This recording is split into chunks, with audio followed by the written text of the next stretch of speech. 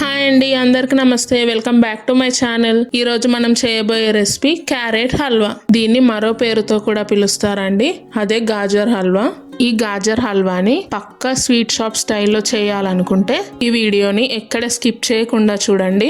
ఈ రెసిపీని నేను చూపించినట్టు యాజ్ ఇట్ ఈస్ గా చేసినట్లయితే మీ ఇంట్లో వాళ్ళకి డెఫినెట్ గా నచ్చుతుంది. సో లేట్ చేయకుండా వీడియో స్టార్ట్ చేద్దాం. ముందుగా క్యారెట్ హల్వా కోసం హల్వా క్యారెట్లని తీసుకోవాలండి. హల్వా క్యారెట్లు అంటే ఏం లేదండి, వాటిని గాజర్ అని అంటారు. క్యారెట్స్ అనేవి రెండు విధాలా ఉంటాయండి. ఒకటి ఆరెంజ్ కలర్ లో ఉంటుంది, ఇది కొంచెం రెడ్ షేడ్ లో ఉంటుంది. మనం ఈ క్యారెట్స్ తోని హల్వా చేసుకుందాం.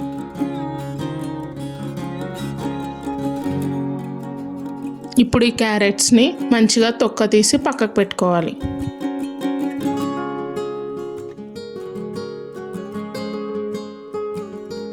చూసారు కదా, ఈ విధంగా అన్నిటిని ఇలా నీట్గా తొక్క తీసి పక్కకు పెట్టుకోవాలి. ఇప్పుడు ఈ క్యారెట్స్ ని నీట్గా తురుముకోవాలి.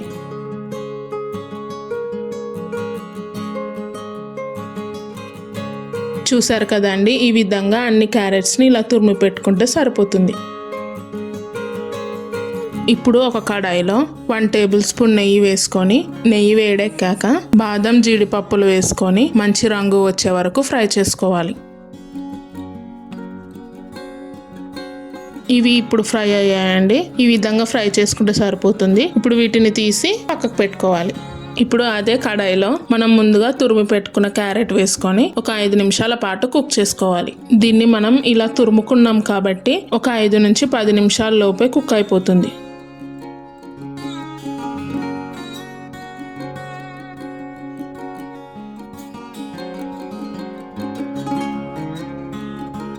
ఇప్పుడు దీనిలోకి 1 కప్పు పాలు వేసుకోవాలి. నేను ఏ కప్పుతోనైతే క్యారెట్ తీసుకున్నానో అదే కప్పుతోని పాలు తీసుకుంటున్నాను. ఇప్పుడు ఈ క్యారెట్ ని ఈ పాలల్లో దగ్గర పడేంత వరకు ఉడికించుకోవాలి. దీన్ని మధ్య మధ్యలో కలుపుకుంటూ బాగా ఉడికించుకోవాలి.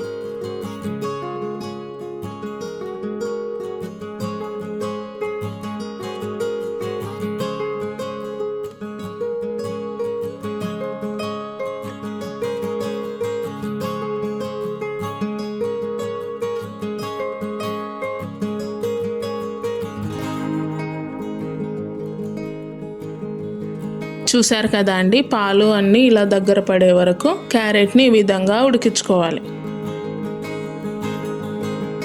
ఇప్పుడు చూడండి, క్యారెట్ అనేది ఈ విధంగా బాగా ఉడకాలి. ఇలా క్యారెట్ ఉడికాక ఇప్పుడు దీనిలోకి ఒక 1/2 కప్పు చక్కెర వేసుకోవాలి.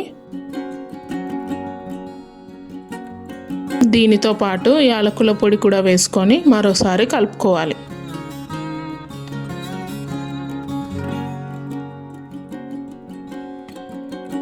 ఇప్పుడు దీన్ని మరో 5 నిమిషాల వరకు కుక్ చేసుకోవాలి.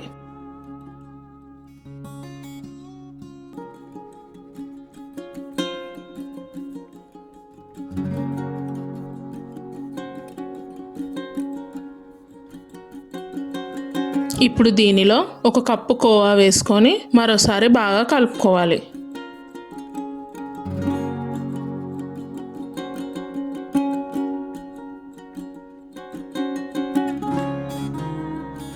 దీన్ని మరో 2 నుంచి 3 నిమిషాల పాటు కుక్ చేసుకోవాలి.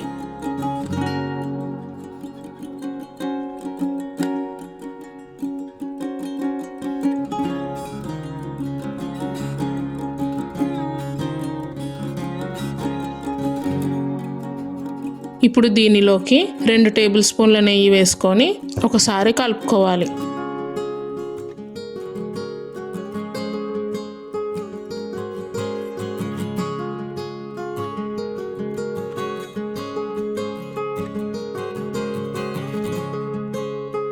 ఇప్పుడు దీనిలో ఫైనల్గా మనం ముందుగా ఫ్రై చేసి పెట్టుకున్న డ్రై ఫ్రూట్స్ వేసుకొని ఒక 2 నిమిషాలు కుక్ చేసుకొని స్టవ్ ఆఫ్ చేసుకోవాలి.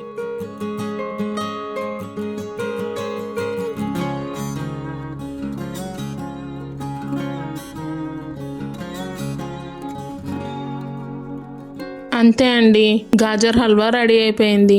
ఎంతో టేస్టీగా ఉండే ఈ గాజర్ హల్వాని మీరు కూడా తప్పకుండా ట్రై చేయండి. మీకు ఎలా వచ్చిందో నాకు కామెంట్ లో తెలియజేయండి. ఈ రెసిపీ కనుక మీకు నచ్చినట్లయితే లైక్ చేయండి, షేర్ చేయండి, కామెంట్ చేయండి. అండ్ మరిన్ని రెసిపీస్ కోసం మా ఛానల్ ని సబ్స్క్రైబ్ చేసుకోండి. Thank you for watching.